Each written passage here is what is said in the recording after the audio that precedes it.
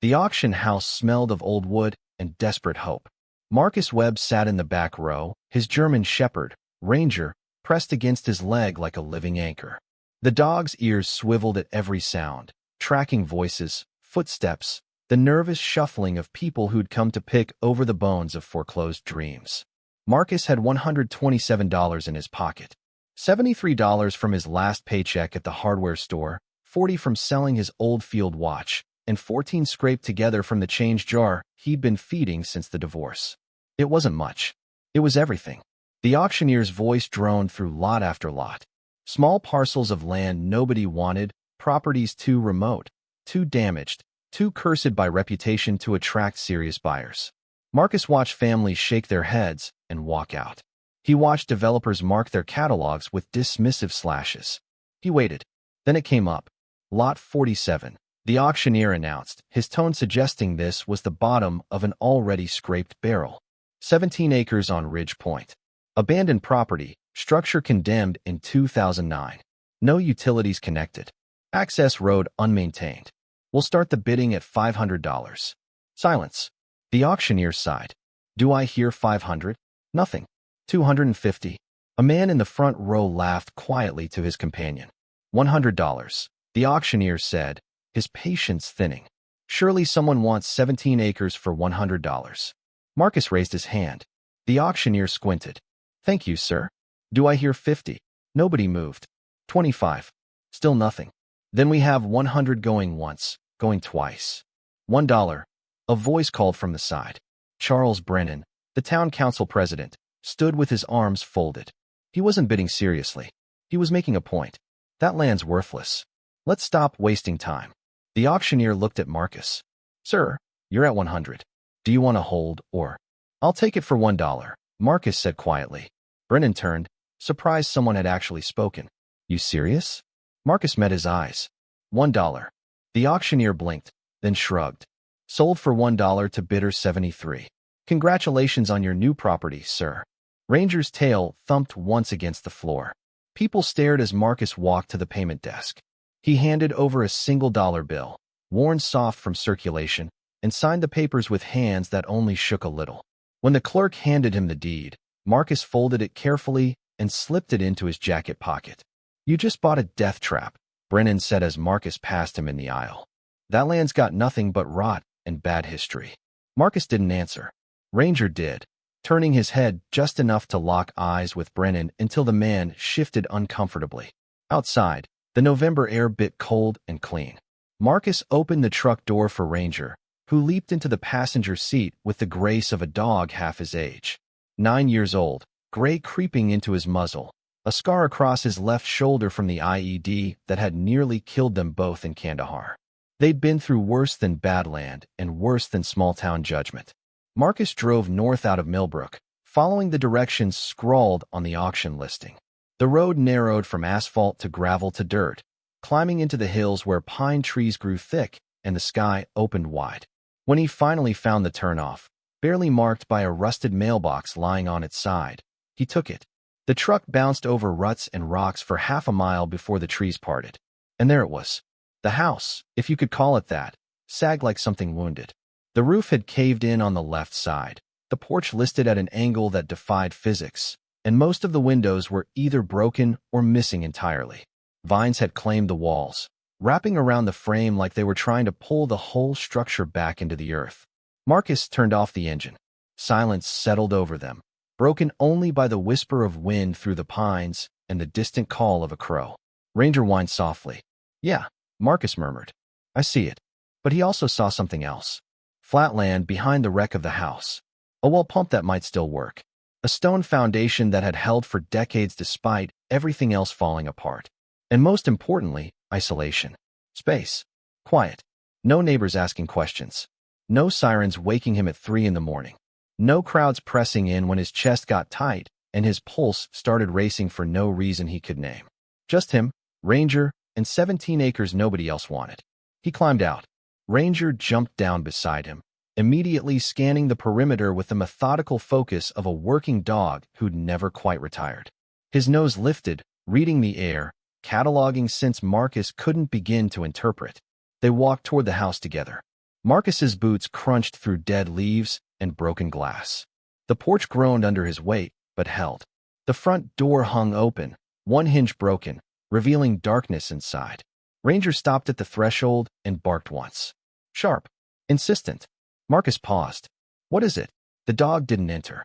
He paced along the front of the house, sniffing intensely at the foundation, then moved around the side, tail stiff, ears forward.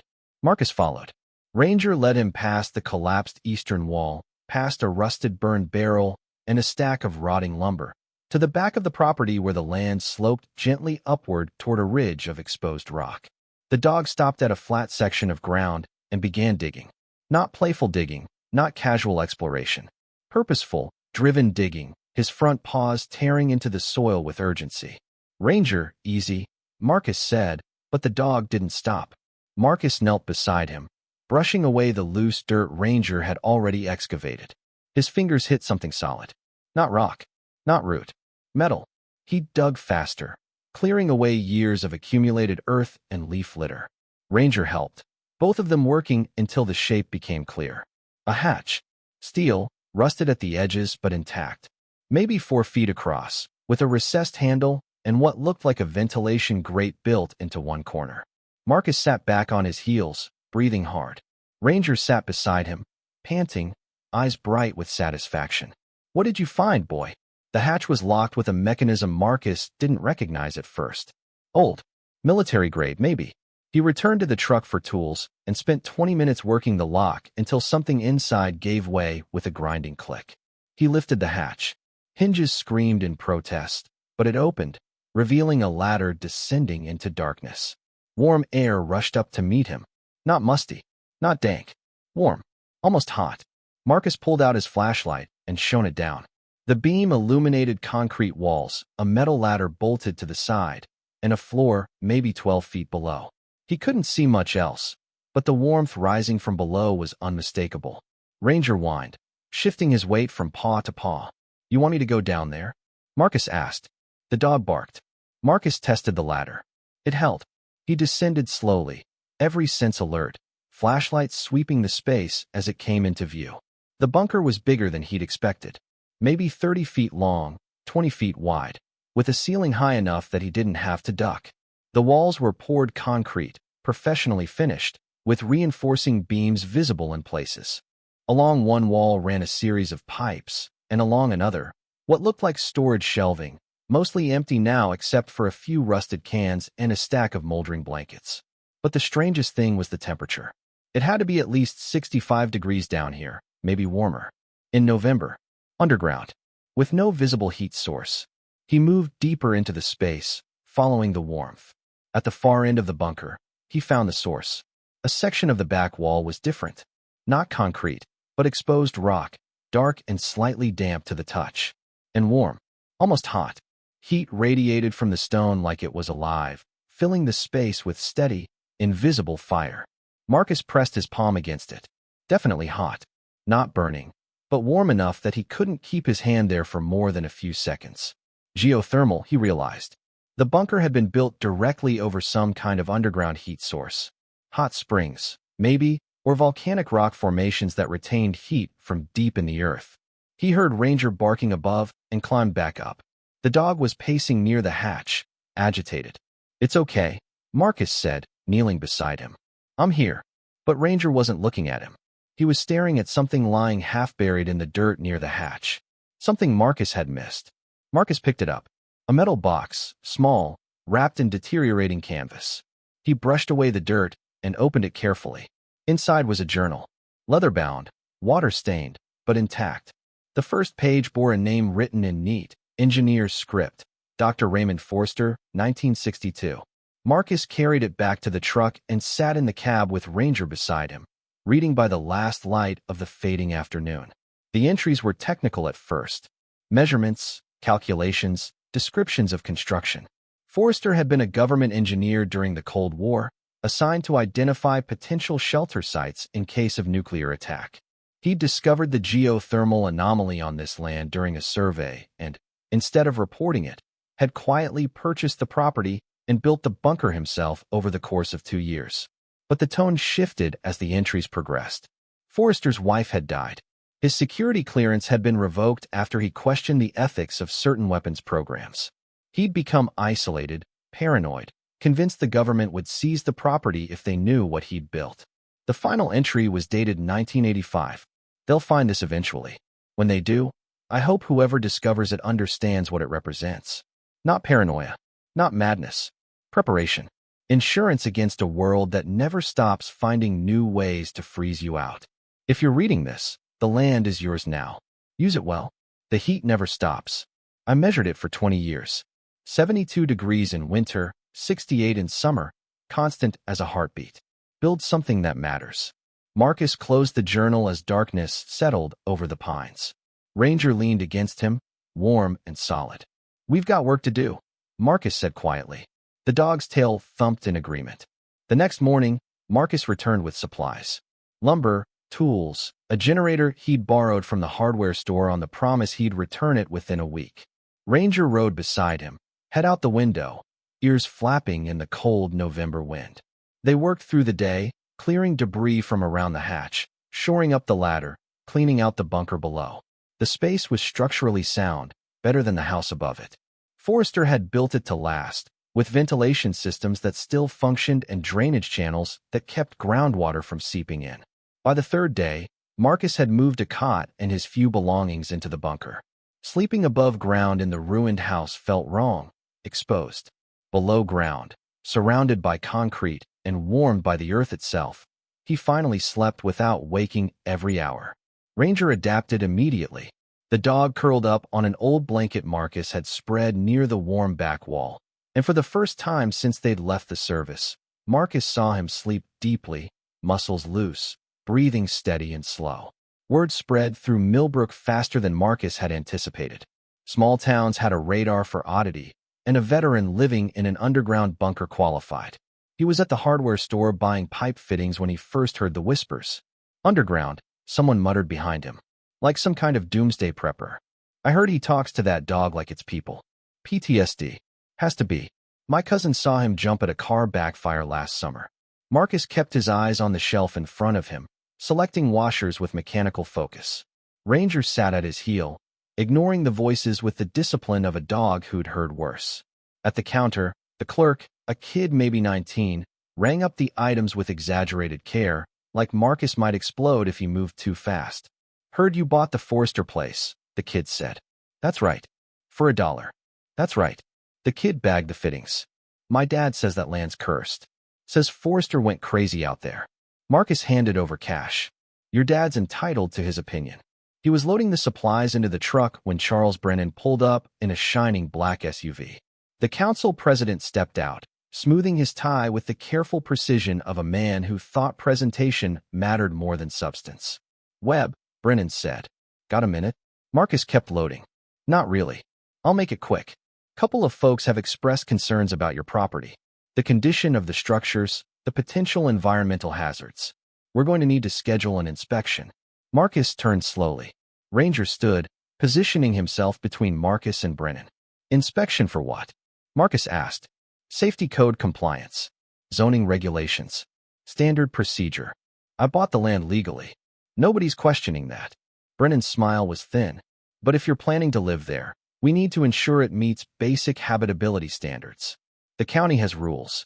Marcus felt the familiar tightness starting in his chest.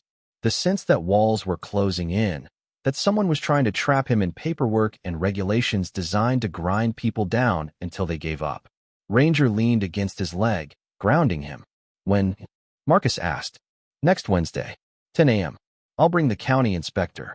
Just a formality. It wasn't a formality. Marcus knew that. This was Brennan's way of saying, you don't belong here, and we're going to make sure you understand that. Fine, Marcus said. I'll be there. Brennan's smile widened. Good. And Webb? Keep that dog under control. Some people are nervous around animals that size. Ranger's eyes never left Brennan's face as the council president returned to his SUV and drove away. Marcus spent the next 5 days preparing. He cleaned the bunker until the concrete walls gleamed. He repaired the ventilation system, replaced the rusted ladder with a new one, installed battery-powered lights along the ceiling. He documented everything, taking photographs, writing descriptions, building a case that the space was not only habitable, but superior to half the houses in Millbrook.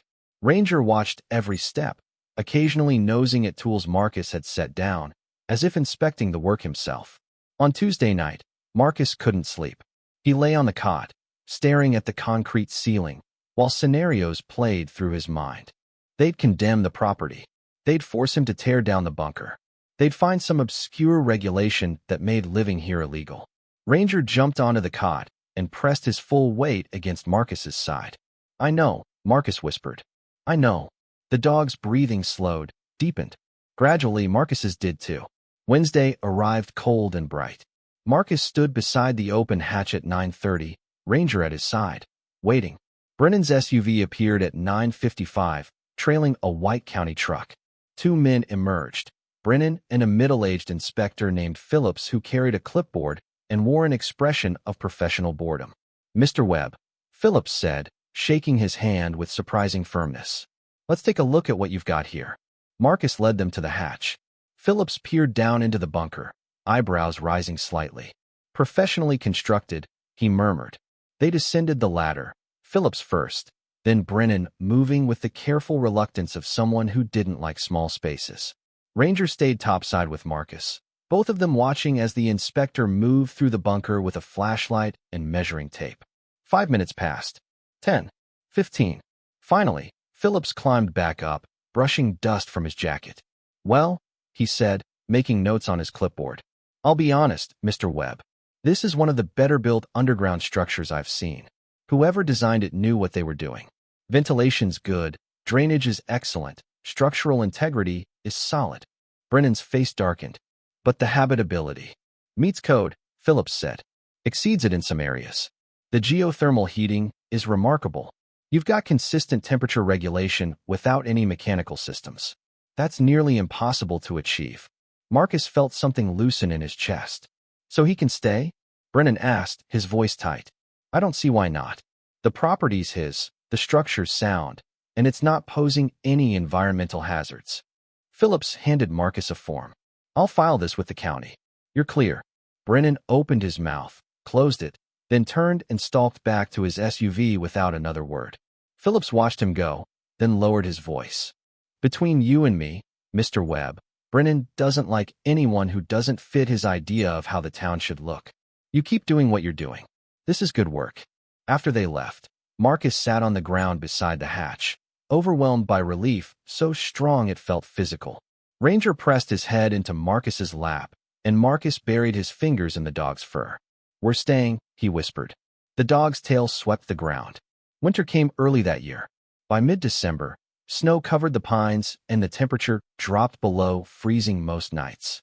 Marcus built a small shed over the hatch to keep snow from accumulating on the entrance and ran a stovepipe vent from the bunker to ensure air circulation even when everything was sealed. People in town watched. He saw them sometimes, driving slowly past the turnoff to his property, craning their necks to get a glimpse of the crazy veteran living underground. He ignored them. He had work, he had Ranger, and he had heat that never quit. 70 degrees. Every single day, he started keeping records, just like Forrester had. Morning and evening readings, written in a notebook he kept beside the cot. The temperature fluctuated by a degree or two, but never more. It was extraordinary. Impossible, really, except it was happening. On Christmas Eve, Marcus sat in the bunker reading Forrester's journal by lamplight, while Ranger gnawed contentedly on a rawhide bone. He'd reached an entry from 1978. "Visited town today. They think I'm mad. Maybe I am. But madness is just the word comfortable people use for those who prepare for discomfort. When the cold comes, they'll understand. When the power fails and their furnaces die and their children shiver in the dark, they'll wish they'd built something that didn't depend on the grid. I won't say I told you so. I'll just be warm." Marcus closed the journal, thoughtful. Forrester had been isolated, yes. Paranoid, probably. But he hadn't been wrong. January arrived with a vengeance. The forecast called for cold, but nothing unusual for Montana. Marcus stocked up on supplies anyway, filling the bunker's shelves with canned goods, water, batteries, medical supplies. Ranger's instincts had kept them alive overseas. He'd learned to trust the dog's senses over human predictions. And Ranger was nervous. The dog paced the bunker at night, ears swiveling toward sounds Marcus couldn't hear. He refused to settle, refused to eat normally, kept returning to the entrance and whining softly. Marcus checked the thermometer outside. 12 degrees. Cold, but not catastrophic. Inside the bunker, 70 degrees. 3 days later, the temperature outside dropped to 0. Then -5. Then -12. The radio crackled with warnings. Extreme cold front moving in faster than predicted. Wind chills approaching -40. Power company advising customers to prepare for potential outages. Marcus walked into Millbrook for supplies. The streets were quiet, the sky that strange gray color that promised snow. Inside the grocery store, people moved with urgent efficiency, carts loaded with bottled water and batteries and firewood. He saw Sarah Chun, the librarian, struggling to lift a case of water. He helped her, and she thanked him with a tired smile. "You staying in town for this?" she asked. "No, heading back to my place." Her expression shifted to concern. "Marcus, they're saying this could be bad. If the power goes out, that old house won't keep you warm." "I'll be all right." "You sure?" "The warming shelter at the community center." "I'm sure." She studied his face, then nodded slowly. "Okay, be safe." At the counter, Brennan's voice carried from the next aisle. "That Webb guy is insane if he thinks he'll survive this in that death trap. Maybe someone should check on him," a woman suggested. "Let him freeze," Brennan muttered. Darwinism in action. Marcus paid for his supplies and left. Ranger was waiting in the truck, breath fogging the window. The dog's eyes tracked two people arguing in the parking lot, then shifted to Marcus, questioning. "Yeah," Marcus said. "We're going home." The first snowflakes fell as they reached the property. By the time Marcus sealed the bunker hatch and climbed down into the warm space below, the storm had begun in earnest. For 2 days, the world above disappeared into white chaos. Wind screamed across the ridge. Snow piled so high against the shed that Marcus had to dig his way out just to check the ventilation. The temperature outside plummeted to -38. Inside the bunker, 70 degrees.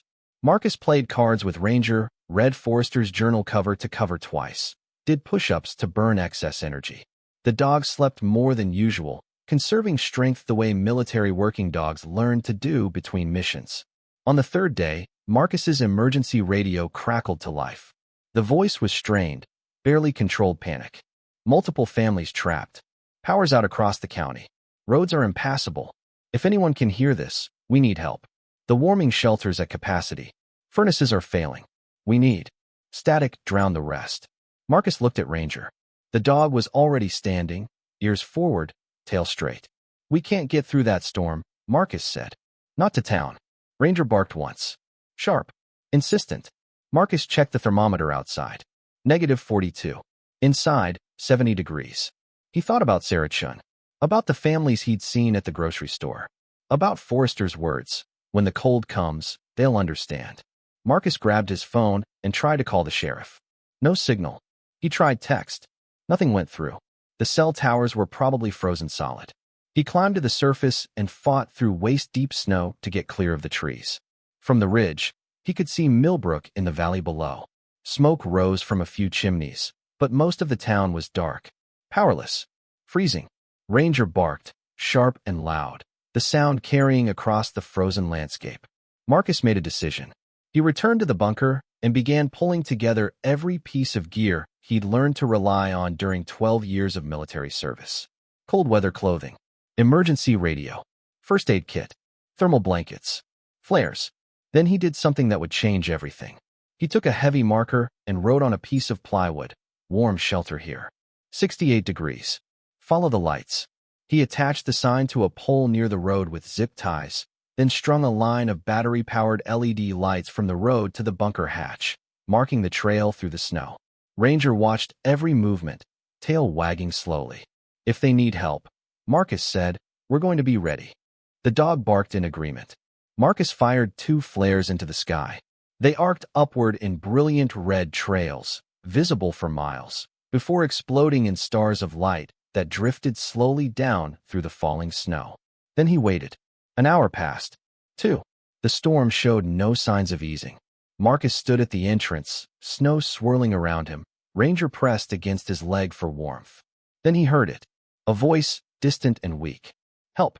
Is someone there?" Ranger bolted toward the sound before Marcus could react. The dog vanished into the white, barking to mark his position.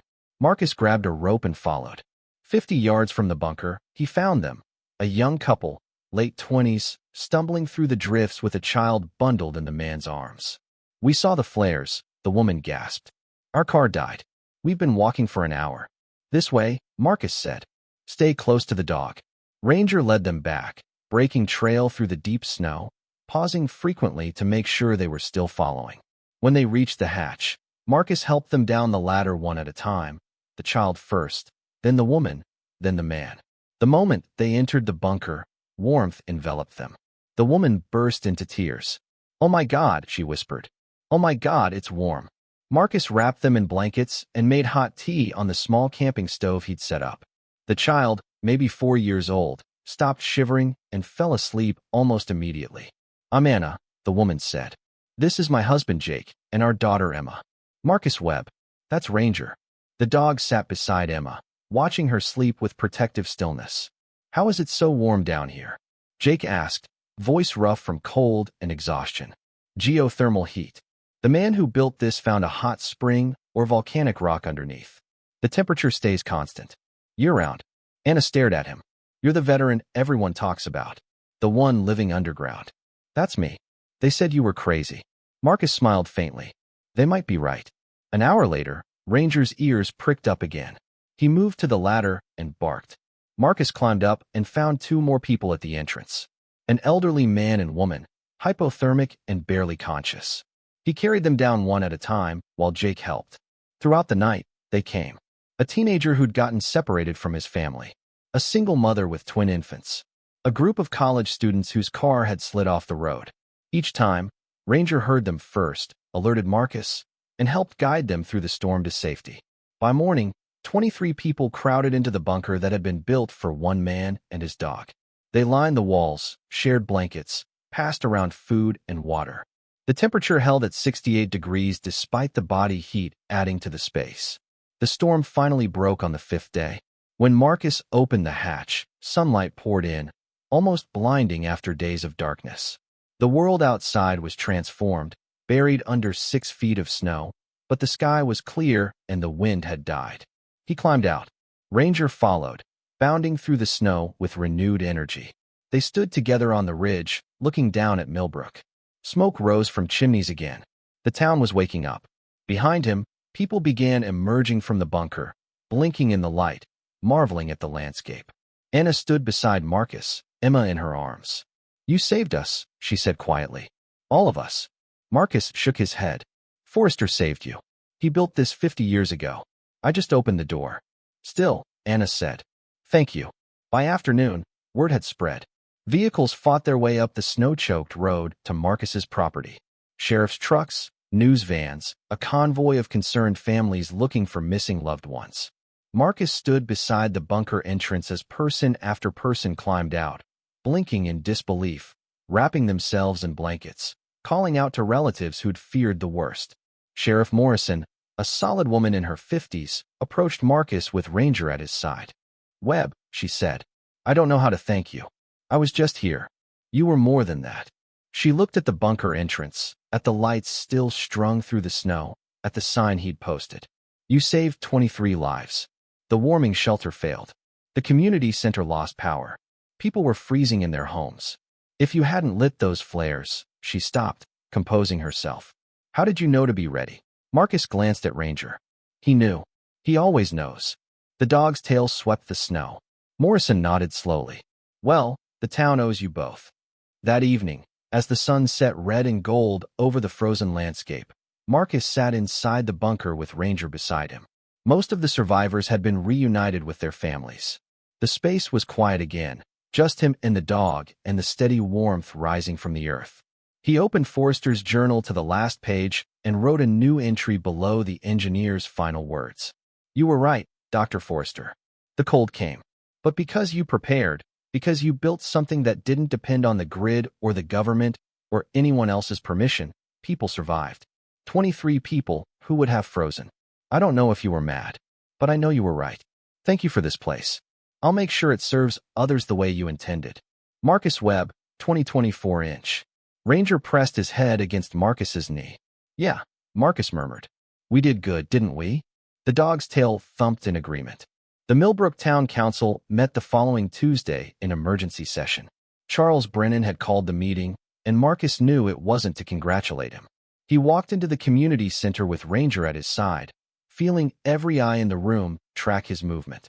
The gallery was packed. He recognized faces, people he'd pulled from the storm, their families, shop owners from Main Street, farmers from the Outer Valley. Sarah Chun sat in the third row, giving him a small nod.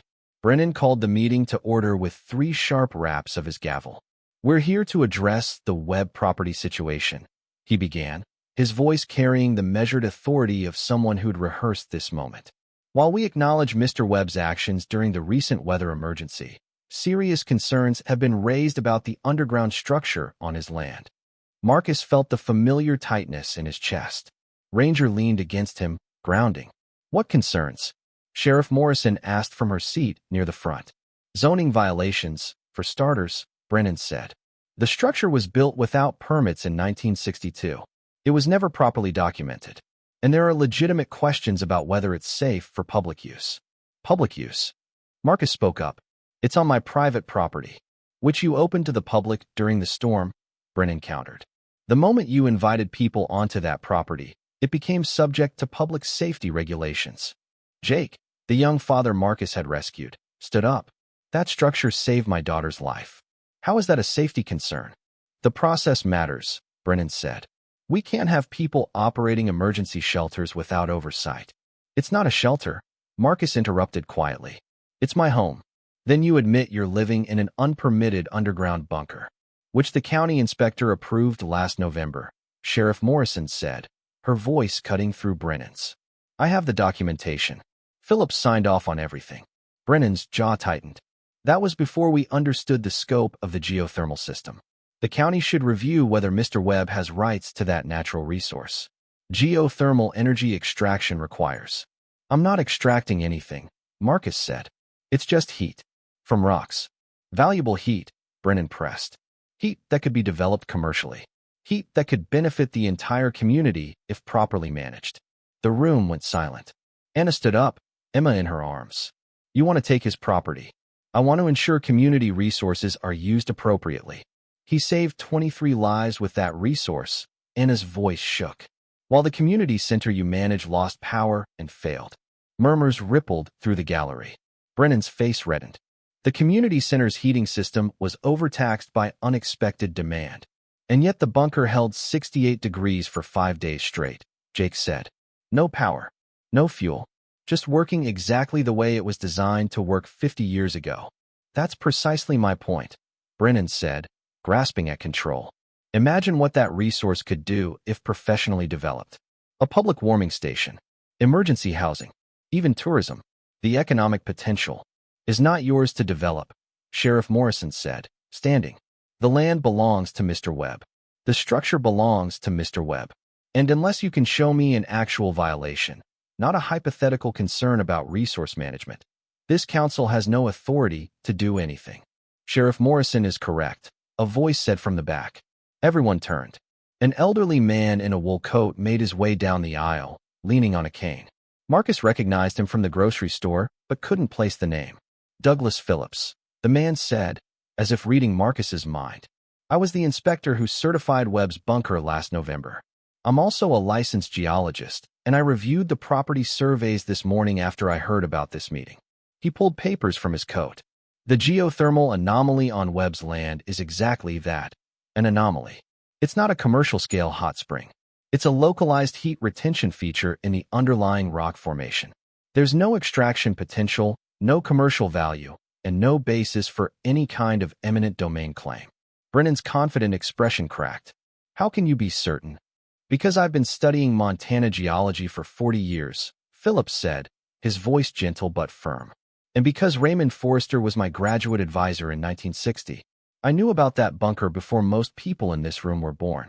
The gallery erupted in whispers. Phillips continued. Ray Forrester was a brilliant engineer who got pushed out of government work for asking inconvenient questions. He built that shelter because he understood something most people don't want to admit. systems fail. Power grids go down. Supply chains break. And when that happens, the difference between life and death comes down to preparation, not position. He looked directly at Brennan. You want to punish Mr. Webb because his preparation makes your failures visible. But that's not governance. That's ego. Brennan stood frozen, speechless. Sarah Chun stood up next. I move that the council formally thank Marcus Webb for his service to the community during the emergency, and that we acknowledge his right to maintain and occupy his property without interference. Second, Jake said immediately. Brennan's hand trembled slightly as he gripped the gavel. We can't just. All in favor, Sheriff Morrison said, overriding him. A chorus of "I" filled the room. Opposed. Silence. Brennan sat down heavily, the gavel still clutched in his hand. The meeting dissolved into conversation. People approached Marcus to shake his hand, to thank him again, to tell stories about the storm. Ranger accepted pets from a dozen children, his tail wagging constantly, basking in the attention. Phillips made his way to Marcus as the crowd thinned. Dr. Phillips, Marcus said. Thank you. Doug, please. The old man smiled. Ray would be proud, you know. He always said that bunker would save lives someday. He just didn't live long enough to see it happen. Did you stay in touch with him? Off and on. He became difficult in his later years. Paranoid, isolated. But he wasn't wrong about the systems. He saw what was coming long before most of us did. Phillips handed Marcus a business card. If you ever want to talk about the geology or Ray's work, give me a call. I have some of his old research papers. You might find them interesting. After everyone left, Marcus walked back to his truck with Ranger. The sun was setting, painting the snow in shades of pink and gold. The dog jumped into the passenger seat and immediately pressed his nose against the window, watching the world go by. What do you think, boy? Marcus asked. Did we win? Ranger's tail thumped. Marcus started the engine but didn't drive immediately. He sat there, looking at the community center in his rearview mirror, processing what had just happened. People had defended him, stood up for him, fought for his right to exist on his own terms. It was strange, disorienting, almost frightening in its unfamiliarity. Ranger nudged his hand. Marcus scratched behind the dog's ears. Yeah, let's go home. Word of the bunker spread beyond Millbrook. By March, Marcus had received inquiries from survival bloggers, prepper forums, and even a documentary crew from Seattle. He turned them all down politely. The bunker wasn't a tourist attraction. It was his home. But something had shifted. When he went into town for supplies, people nodded with genuine respect.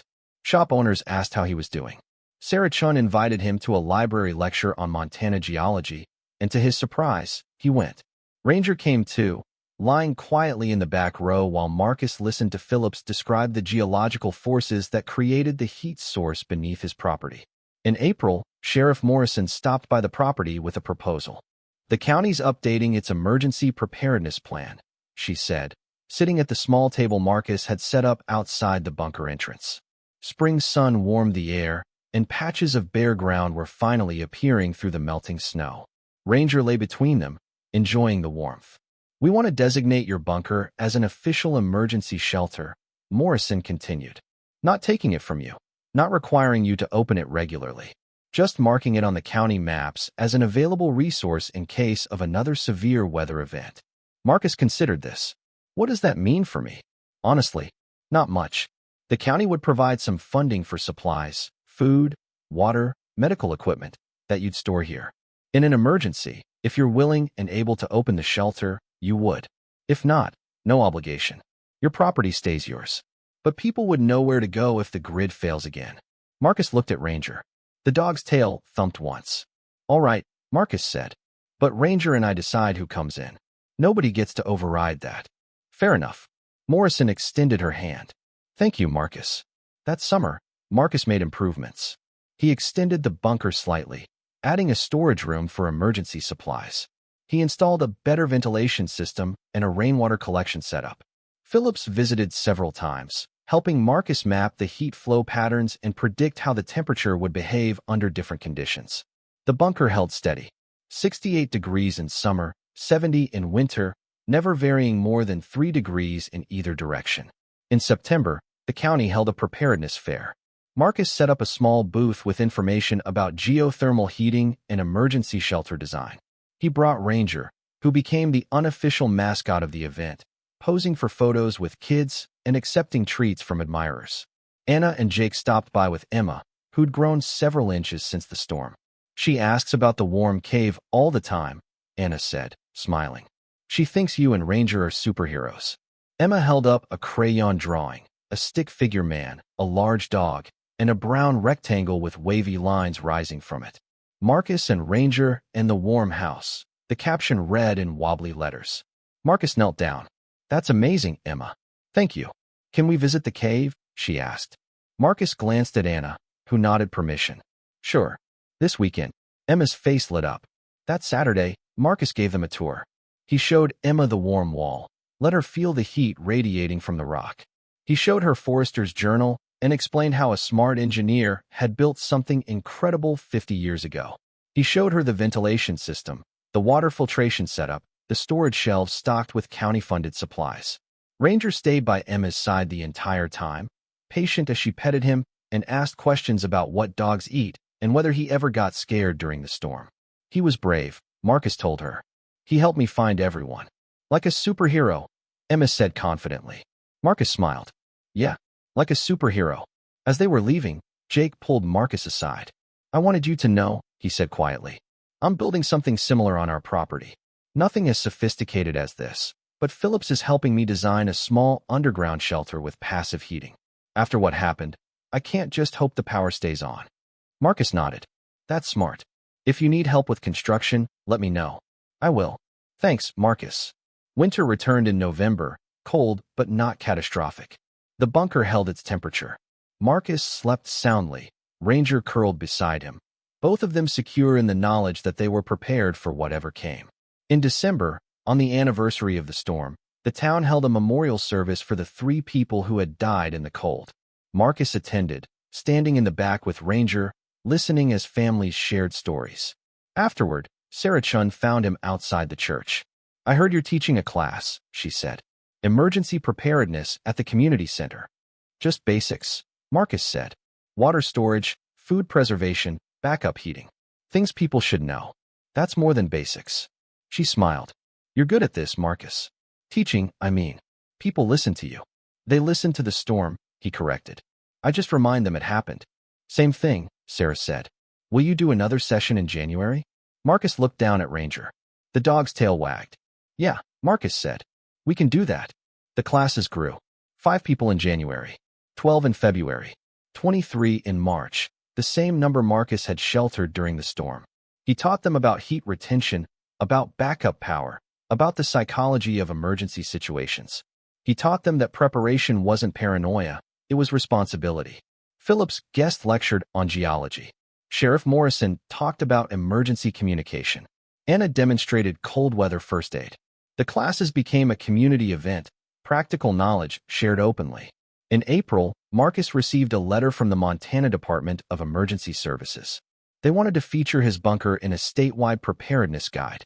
They wanted to interview him about the design philosophy behind it. He almost said no. But then he thought about Forrester, isolated and dismissed, his brilliance recognized only after his death. He thought about all the people who'd mocked him for buying worthless land and living underground like some kind of doomsday lunatic. He thought about Emma's drawing and Sarah's classes and Jake's new shelter. He said yes. The article ran in June, complete with photographs of the bunker, diagrams of the geothermal system, and quotes from Phillips explaining the geological principles. The reporter called Marcus a quiet pioneer in resilient living. Brennan left the town council in July, citing health reasons. Privately, people said he couldn't handle the embarrassment of being proven wrong so publicly. His replacement, a retired teacher named Margaret Foster, made emergency preparedness her first priority. She visited Marcus in August. I want to be clear, she said, sitting at the same outside table where Morrison had sat. I'm not here to take anything from you or impose regulations. I'm here to ask advice. Marcus relaxed slightly. About the community center. We're renovating after the heating failure. I want to incorporate some of your principles. Backup systems. Passive heating where possible. Solar panels. Make it genuinely resilient, not just code compliant. Marcus glanced at Ranger, who watched Foster with calm interest. I can help with that, Marcus said. Over the next 6 months, Marcus consulted on the community center renovation. He suggested design changes, recommended equipment, introduced the contractors to Phillips, who helped identify ways to incorporate geothermal principles into the building's foundation. It wouldn't match his bunker, the geology wasn't right, but it would be better than before. Stronger, more reliable. When the renovated center opened in February, 2 years after the storm, the dedication plaque included a line, designed with principles learned from the Webb emergency shelter. Marcus stood in the crowd during the ceremony, uncomfortable with the attention, but proud of the work. Ranger leaned against his leg, tail wagging slowly. Emma ran up, now tall enough to look Ranger in the eyes without kneeling. "Is the warm cave still warm?" she asked. "Always," Marcus said. "Can I see it again?" "Anytime," he promised. That spring, something unexpected happened. A young couple from California, both engineers, reached out after reading the article. They'd bought land 3 counties over and wanted to build their own geothermal shelter. Could Marcus advise them? He said yes. Then a family from Wyoming asked. Then a nonprofit working on disaster resilience in rural communities. Then a graduate student writing a thesis on passive heating systems. Marcus found himself consulting on projects across Montana and beyond. Not frequently. He wasn't trying to build a business, but often enough that he had to create a simple website with photos, diagrams, and contact information. Ranger appeared in most of the photos, lounging beside the warm wall or standing guard at the bunker entrance. People loved the dog. Several consultations happened specifically because someone had seen Ranger and thought, if that dog trusts this guy, it must be legitimate. In May, Marcus turned 40. Sarah organized a small birthday gathering at the community center, small being relative, since half the town showed up. There was cake, coffee, and a slideshow of photos from the storm and its aftermath. Marcus sat with Ranger at his feet, overwhelmed by the turnout, by the genuine warmth in the room, by the realization that somewhere along the way he'd stopped being the crazy veteran living underground and become something else. A neighbor, a teacher, a person who mattered. Phillips stood to make a toast. 2.5 years ago, the old geologist said, Marcus Webb bought 17 acres for $1. Most people thought he was foolish. Charles Brennan called him dangerous. Soft laughter rippled through the room. But Marcus did something rare. He listened to the land. He honored what came before. And when the test came, he opened his door. Phillips raised his glass. To Marcus and Ranger. May we all be so prepared and so generous. The room echoed the toast. Marcus felt his throat tighten. Ranger nudged his hand, and Marcus rested his palm on the dog's head, grounding himself in the familiar warmth of fur and loyalty. Later, as people filtered out, Anna approached with a gift bag. From all of us, she said. Everyone who stayed in the bunker during the storm. Inside was a leather-bound journal, similar to Forrester's, but new, unmarked. The first page bore an inscription. For Marcus Webb, who gave us shelter when the cold came. May your records continue where Raymond Forrester's ended. With gratitude and respect, the 23. All their signatures followed. Marcus stared at the page until his vision blurred. Ranger pressed against him, steady and warm. Thank you, he managed. Anna hugged him. Thank you. That night, back at the bunker, Marcus opened the new journal and wrote his first entry. 3 years ago, I bought this land because I needed somewhere to disappear. I thought isolation would bring peace. I thought if I could just be left alone, I'd be okay. I was wrong. Peace didn't come from isolation. It came from purpose, from preparation, from opening the door when people needed shelter.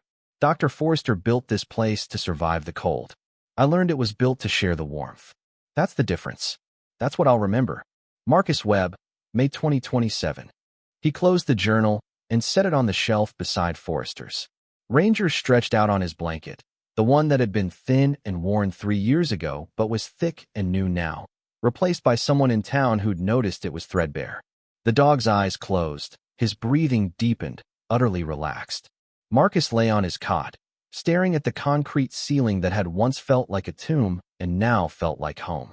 The warmth rose around him, steady and endless, a gift from the earth and from a man who'd died alone but left something vital behind. Outside, spring wind whispered through the pines. Inside, the temperature held at 68 degrees. The bunker that everyone mocked had become a symbol, not of paranoia or isolation, but of resilience and community. People pointed to it when discussing emergency planning. They referenced it in county meetings. They brought their children to see it, teaching them that preparation wasn't about fear, it was about care.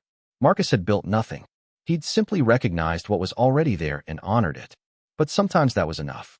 Sometimes recognizing value where others saw waste was the most important work of all. Ranger's tail thumped in sleep, chasing some dream. Marcus smiled and closed his eyes. The cold would come again. It always did. But when it came, they'd be ready. Not just him and Ranger, but the whole valley. Together. And that warmth, the kind that didn't come from rocks or earth, but from people choosing to prepare and protect each other. That was the heat that mattered most. 68 degrees. Always. 3 years later, the Montana winter of 2030 arrived with predictions that made meteorologists use words like historic and unprecedented. Marcus Webb watched the forecasts with calm attention, making notes in his journal, updating his supply inventory, checking in with the dozen families who'd built their own shelters using principles he'd taught them. Ranger, now 12, moved slower than before. His muzzle had gone completely gray, and he slept more than he used to. But his eyes remained sharp, and when Marcus checked the thermometer and saw the temperature dropping faster than the models predicted, Ranger stood and walked to the bunker entrance without being asked. "You feel it," Marcus said quietly. The dog's tail wagged once. The storm hit 3 days later. Not as violent as the one 7 years before, but longer, colder, more methodical. It settled over Montana like it planned to stay. This time, people were ready. The community center operated flawlessly, its renovated systems handling the cold without strain. Individual families weathered the storm in their homes, prepared with backup heat and supplies. The emergency communication network Marcus had helped design kept information flowing even when the power grid stuttered. And the bunker stayed at 68 degrees, sheltering 6 families who'd lost heat despite their preparations, plus Marcus and Ranger. When the storm finally broke after 9 days, the town emerged with fewer casualties, less panic, and more confidence than before. The warming shelter Marcus had opened became a place where people gathered not just for heat, but for company, for community. On the 10th day, as people prepared to return to their homes, Emma, now 13, sat beside Marcus and Ranger in the bunker. "My dad says you're the reason Millbrook survived," she said. Marcus shook his head. "Forrester's the reason. I just opened what he built." "That's what Dad says you always say." Emma smiled. "But opening doors matters too. Some people keep them closed." Marcus looked at her, this child who'd nearly frozen 7 years ago, and now spoke with unexpected wisdom. "Your dad's building shelters now, isn't he?" Marcus asked. 3 so far. He teaches classes like you do. Says someone has to keep it going." Ranger's tail thumped. "That's good," Marcus said softly. "That's real good." Emma stood to rejoin her family, but paused. "Marcus? Thank you for not keeping the door closed." After everyone left, Marcus sat with Ranger in the quiet bunker, the space that had transformed from a recluse's hiding place into a community's sanctuary. He opened his journal and wrote. Forrester prepared for the world to end. He built this place expecting nuclear war, government collapse, civilization's failure. He was wrong about the cause, but right about the principle. Systems fail. People need alternatives. But he missed something crucial. The best shelter isn't the one that keeps the world out. It's the one that brings the right people in. 7 years ago, I thought I was buying land to hide. Forrester thought he was building a place to survive alone. We were both wrong. The bunker survived because it was shared. The warmth mattered because it was offered. That's the lesson. That's what endures. Not the concrete or the heat, but the choice to open the door when others are cold. Marcus Webb, February 2030. He closed the journal and looked at Ranger. The old dog's tail thumped slowly, his eyes half closed in contentment. Outside, the sun broke through the clouds for the first time in 9 days, flooding the valley with brilliant light. Inside, the temperature held steady at 68 degrees. The bunker that everyone mocked. The veteran they called crazy. The dog who knew better. Together, they'd proven that preparation without community was just survival, but preparation with generosity was something more. It was hope. And in Montana, in a bunker carved into a hillside over a gift of warmth that never stopped flowing. That hope would endure as long as someone was willing to open the door. Marcus Webb had learned to open doors, and the whole valley was warmer because of it. The years that followed wove themselves into a pattern Marcus hadn't anticipated. Not dramatic, not sudden, just the steady accumulation of small moments that transformed a life from solitary to connected. Ranger's age became more visible with each passing season. By 2031, the dog moved with careful deliberation, his hips stiff on cold mornings despite the bunker's constant warmth. Marcus adjusted their routine, keeping walks shorter, letting Ranger set the pace, carrying him up the ladder when the climb became too difficult. The vet, Dr. Susan Kozlov, made house calls now. She'd drive up to the property every few months, check Ranger's joints, adjust his medications, and sit with Marcus over coffee while the dog slept peacefully on his blanket. "He's comfortable," she said during one visit in early spring. "That's what matters at this age. He's not in pain, just tired." "How long?" Marcus asked quietly. Susan met his eyes with the honesty he'd learned to expect from her. "Months, maybe. He'll tell you when he's ready. Dogs always do." Marcus nodded, throat tight. After she left, he sat beside Ranger and ran his hands through the dog's graying fur. "You've earned rest," he whispered. "Whenever you need it, it's okay." Ranger's tail thumped twice against the blanket. The consultations continued. Marcus found himself traveling more than he'd expected, usually just day trips to nearby properties where people wanted advice on shelter design or geothermal assessment. He always brought Ranger when the dog felt strong enough, and people always greeted the shepherd with gentle respect, understanding they were meeting a legend. In May, a request came that surprised him. The state of Montana wanted to create an official emergency shelter certification program, and they wanted Marcus to help design the curriculum. The pay was modest but real. The work would be advisory, not full-time. Marcus almost declined. Then he thought about Jake teaching classes, about the 3 shelters already built based on his designs, about Emma asking smart questions about geology and heat retention. He accepted.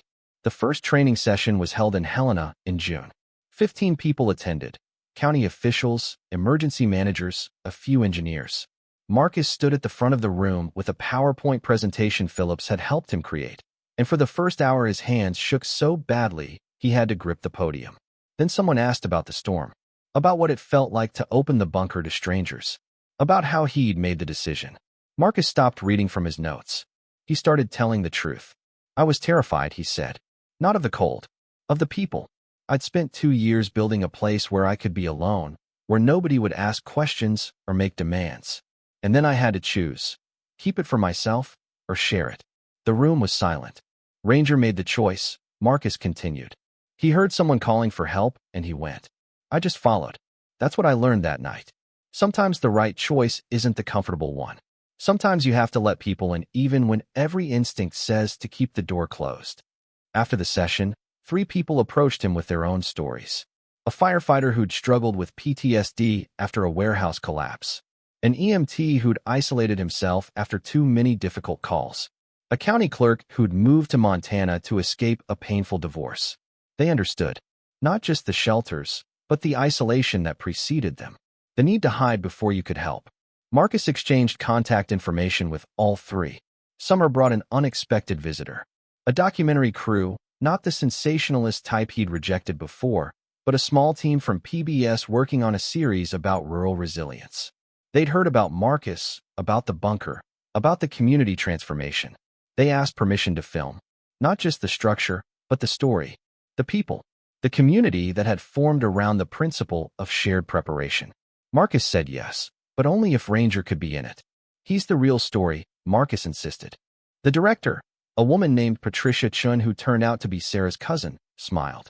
"We know. That's why we're here." They filmed over 2 weeks in July. Patricia interviewed Marcus, Phillips, Sheriff Morrison, Anna and Jake and Emma, even Charles Brennan, who gave a surprisingly humble interview about learning from failure. They filmed inside the bunker, showing the warm wall and the steady thermometer reading. They filmed Marcus teaching a class at the community center. And they filmed Ranger, the old dog sleeping peacefully in his spot, walking slowly through the property with Marcus, sitting beside children during a school tour, patient and calm as they petted him and asked questions. His eyes, still bright despite his age, watching everything with the focus of a soldier who'd never quite retired. "He saved the town," Emma said on camera. Marcus opened the door, but Ranger found the people first. He's a hero. The segment aired in November, part of a series called Prepared, American Communities Building Resilience. It ran 23 minutes, the same number as the people sheltered during the original storm. The response overwhelmed Marcus.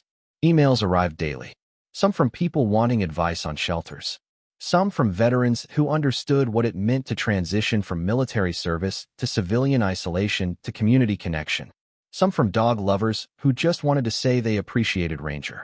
Marcus answered every single one, usually in the evenings with Ranger sleeping beside him. In December, the bunker's thermometer registered 68 degrees, exactly as it had for 9 years. But Ranger's breathing had changed. Shallower, sometimes uneven. Dr. Kozlov visited and confirmed what Marcus already knew. Soon, she said gently. Days, maybe a week. His heart's tired. Marcus canceled his consulting appointments. He brought Ranger's blanket closer to the warm wall, made sure water was always within reach, sat beside the dog for hours, just being present. On December 18th, a cold, clear morning with snow covering everything in pristine white, Ranger lifted his head and looked at Marcus with complete clarity. No confusion, no pain, just recognition, and, if a dog could convey such things, gratitude. Marcus knelt beside him. You've been the best partner, he whispered, voice breaking. The best friend. You saved me more times than I can count. It's okay to rest now. I've got it from here. Ranger's tail moved once, a small, gentle sweep against the blanket. Then he laid his head down, exhaled slowly, and didn't breathe in again. Marcus stayed beside him for a long time, one hand resting on the dog's still warm fur, tears streaming down his face in the bunker that Ranger had been the first to trust. The town grieved with him. Sarah organized a memorial service at the community center. More than 200 people came. Some told stories about being rescued during the storm. Others shared moments when Ranger had comforted their children or sat patiently during classes. Emma read a poem she'd written called The Shepherd Who Saved the Valley. Philip spoke last, his voice steady but emotional. Some dogs are just dogs. Some are companions. A few are partners. Ranger was all three, but he was also a teacher. He taught us to listen to instincts we'd forgotten, to pay attention when something seemed wrong, to trust preparation over comfort, and most importantly, to never stop looking for people who need help. They buried Ranger on the ridge above the bunker, facing the valley he'd helped save. The headstone was simple. Ranger 2018 to 2031 Guardian, partner, hero he knew before we did. Marcus stood at the grave after everyone left, looking down at Millbrook below. Smoke rose from chimneys. Lights glowed in windows. Life continued, warmer and safer because one dog had refused to ignore distress calls and one man had followed him. Thank you, Marcus whispered to the cold air. For everything. The wind carried his words across the valley. Inside the bunker that night, the space felt emptier than it ever had. Marcus sat on his cot, staring at Ranger's blanket, still arranged near the warm wall where the dog had spent his last days. He couldn't bring himself to move it. Winter deepened.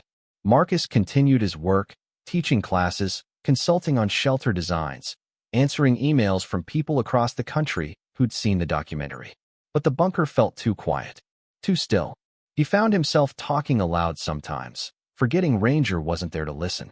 In February, Sarah stopped by with a thermos of coffee and a direct question. How are you really doing? She asked. Marcus considered lying, then remembered that Sarah had never accepted comfortable lies. I miss him. The work feels important, but coming home to silence is harder than I expected. Sarah nodded. Have you thought about another dog? No one could replace Ranger. I'm not suggesting replacement. I'm suggesting companionship. She pulled out her phone and showed him a photo. This is Corporal. He's a 4-year-old Belgian Malinois, military working dog, recently retired. His handler died 6 months ago, and he's been in a kennel ever since. The rescue organization says he needs someone who understands working dogs, someone with space, someone who won't expect him to be a pet. Marcus studied the photo. Corporal stared directly at the camera, alert, intelligent, waiting for purpose. Why are you showing me this?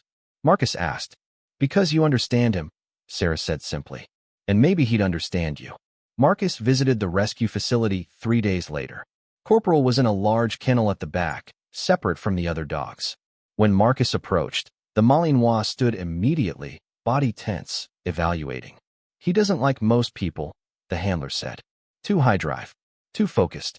Most families can't handle that energy. Marcus knelt outside the kennel. Hey, Corporal. The dog's ears pricked forward. I know what it's like, Marcus said quietly. Losing your partner. Not knowing what comes next. Feeling like the world moved on, but you didn't. Corporal tilted his head. Marcus extended his hand slowly, palm down. The Malinois approached cautiously, sniffed, then pressed his nose against Marcus's fingers. Yeah, Marcus murmured. I think we'd understand each other. He brought Corporal home 2 weeks later, after paperwork and home visits and long conversations with the rescue coordinators.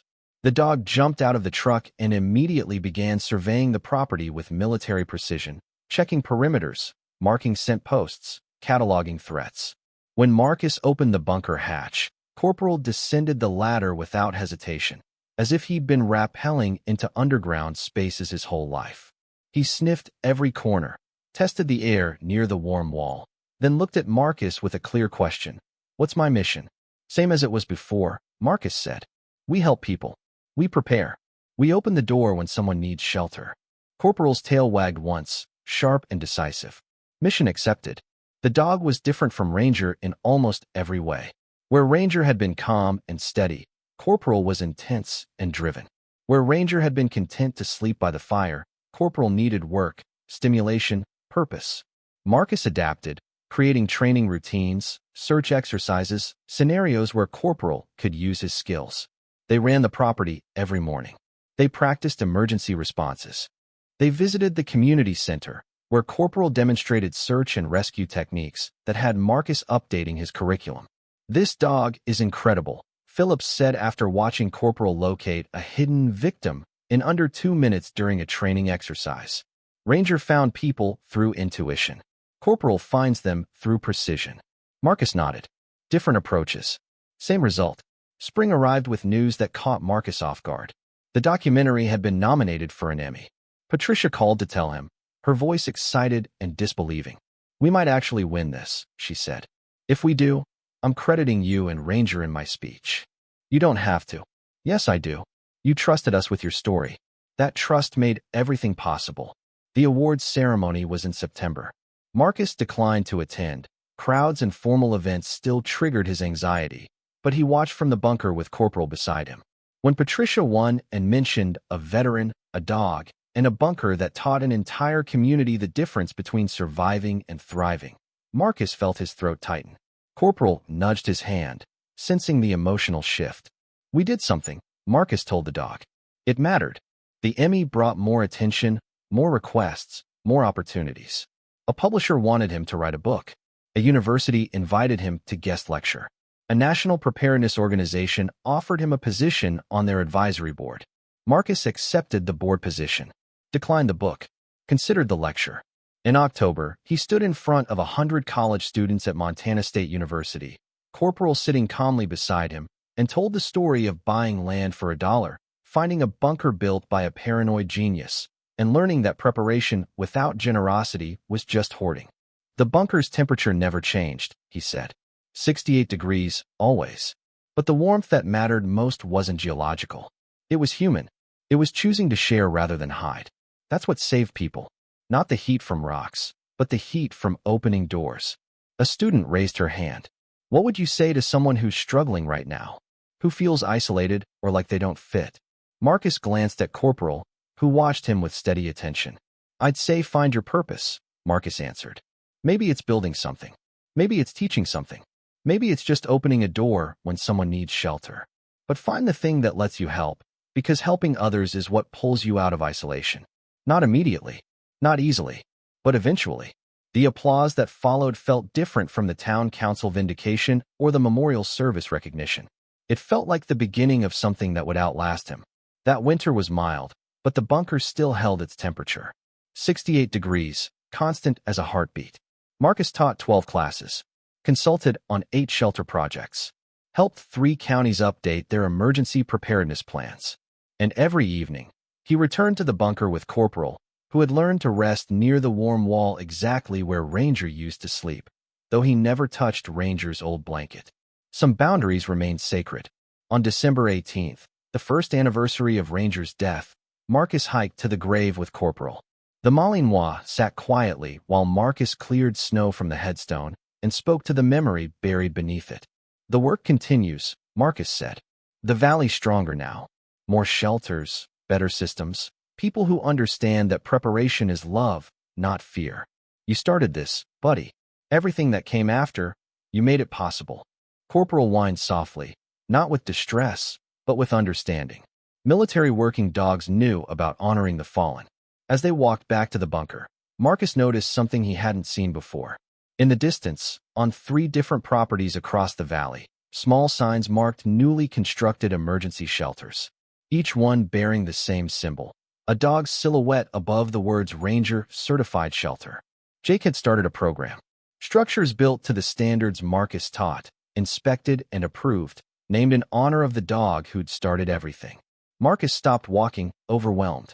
Corporal pressed against him, offering stability the way Ranger used to. He's still here, Marcus whispered. In every shelter. Every family that prepares. Every door someone opens. He's still here. The Malinois barked once, sharp and clear, the sound carrying across the frozen valley like an announcement. The work continues. The doors stay open. The warmth endures. And in a bunker carved into a Montana hillside, built by a paranoid engineer, discovered by a dog, and shared by a veteran who'd learned that isolation was survival, but community was life, the temperature held steady. 68 degrees. Always. A promise kept. A legacy honored. A warmth that would never fade as long as someone remembered to open the door when the cold came calling. Marcus Webb had learned many things in the years since buying 17 acres for $1. But the most important lesson came from a German shepherd who refused to ignore someone calling for help in the middle of a blizzard. Listen, prepare, share. The rest was just details. And as snow began to fall softly over Millbrook, covering the valley in quiet white, 27 emergency shelters stood ready across 3 counties, each one built on principles learned from a bunker, taught by a veteran, and inspired by a dog who'd known, before anyone else did, that the cold was coming. But so was the warmth. Always the warmth.